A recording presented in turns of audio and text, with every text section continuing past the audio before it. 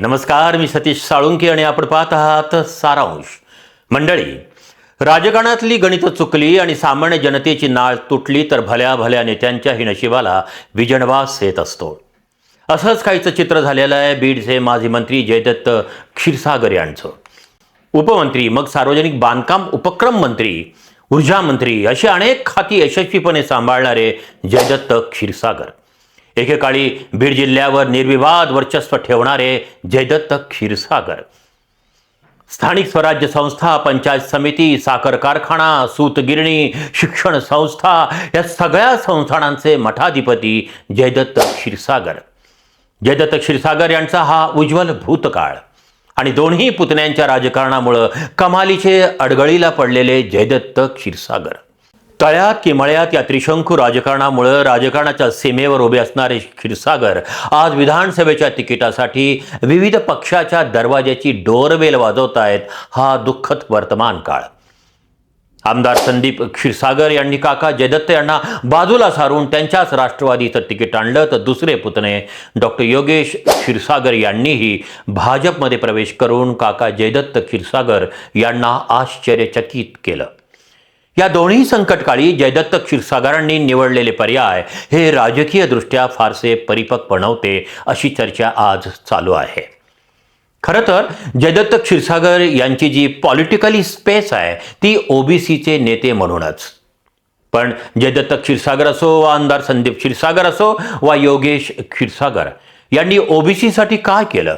OBC आरक्षणात बचाव एल्गार सभेपासून ते का दूर राहिले? हा प्रश्न उपस्थित होणं हे अपरिहार्य आहे. काँग्रेसच्या मूळ विचारसरणीवर उभा असणाऱ्या क्षीरसागर परिवाराच्या राजकारणाचे होणारे शतखंड आज महाराष्ट्र पाहतोय. जयदत्त क्षीरसागर यांनी काँग्रेस सोडली आणि शरद पवारांच्या राष्ट्रवादीचं घड्याळ हे मनगटी बांधलं, पण त्याला चाबी देण्याचं गणित मात्र त्यांचं चुकलं आणि घड्याळ बंद पडलं. मग वैचारिकदृष्ट्या कवडीचाही संबंध नसणाऱ्या शिवसेनेच्या धनुष्याला त्यांनी आमदारकीचा बाण लावला, पण त्यांचे पुतणे संदीप क्षीरसागर यांनी ढालीसारखी घड्याळ समोर करून बाण रोखला. आणि मग बाण नसलेलं हे धनुष्य घेऊन क्षीरसागर यांनी काही दिवस काढले खरे, पण याच वेळी राष्ट्रवादीमध्ये फूट पडली. नगरपालिकेच्या निवडणुका लागल्या आणि तळ्यात मळ्यात विचार करणाऱ्या जयदत्त क्षीरसागर यांना भाजपाचा विशाल समुद्रातलं कमळ खुणावू लागलं आणि मुख्यमंत्री देवेंद्रजी फडणवीस यांच्याशी त्यांचं मनोमिलनही वाढायला लागलं. क्षीरसागर यांनी नगरपालिकेच्या निवडणुकीत भाजपच्या अध्यक्षपदाच्या उमेदवाराचा प्रचार केला, मात्र फडणवीसांच्या सभेत त्यांना बाजूला व्हावं लागलं. त्याचं कारण होतं जिल्ह्यातील भाजपाच्या अत्यंत प्रभावी नेत्या पंकजताई मुंडे यांचा विरोध. पंकजताई यांच्या नो ड्यूज सर्टिफिकेट शिवाय क्षीरसागर यांना भाजपमध्ये प्रवेश मिळणं कठीणच होतं. पण सावधगिरीचा उपाय म्हणून जयदत्त क्षीरसागर यांनी निवडणुकीत शिंदे सेनेच्या शिवसेनेच्या उमेदवाराचाही प्रचार केला. तेव्हा जाणकाराच्या लक्षात आलं होतं की जयदत्त क्षीरसागर यांचा कल शिंदे यांच्या शिवसेनेच्या मळ्याकडे देखील आहे. जमलं तर भाजप म्हणा, नाहीतर शिवसेना, हे सूत्र त्यामागे होतं. मंडळी, अलीकडच्या काळात सर्वच राजकारणी पुढाऱ्यांना कोणत्या ना कोणत्या बाबाच्या चरणामध्ये लाल दिवा का दिसतोय हेच कळत नाही. उठता बसता फुले, शाहू, आंबेडकरांचं नामस्मरण करणारी ही जी मंडळी आहे ती सत्तेसाठी मात्र बाबांचाच जप करते.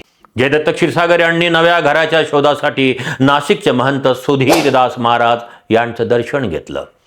महंत सुधीरदास महाराजांचे भाजपच्या सर्वोच्च नेत्यांशी संबंध असल्याचंही सांगितलं जात आहे. नाशिकच्या महंतांच्या भेटीच्या तुलनेमध्ये बीड जिल्ह्यातील भाजपच्या पक्षीय महंतांना क्षीरसागर भेटले असते तर कदाचित अधिक बरं झालं असतं, असं जाणकारांचं म्हणणं आहे.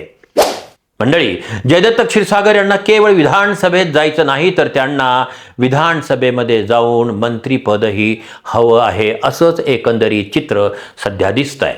तर मंडळी, पाहूया जयदत्त क्षीरसागर यांच्या रूपानं एकनाथ शिंदे यांचा ओबीसी नेत्याचा शोध संपतोय काय?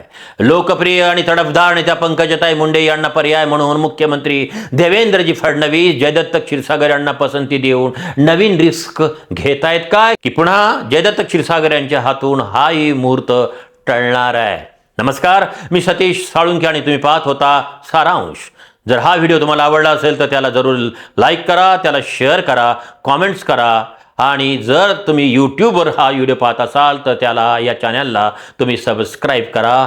तोपर्यंत नमस्कार, राम राम, अस्सलाम वालेकुम, जय भीम. पाहत रहा सारांश.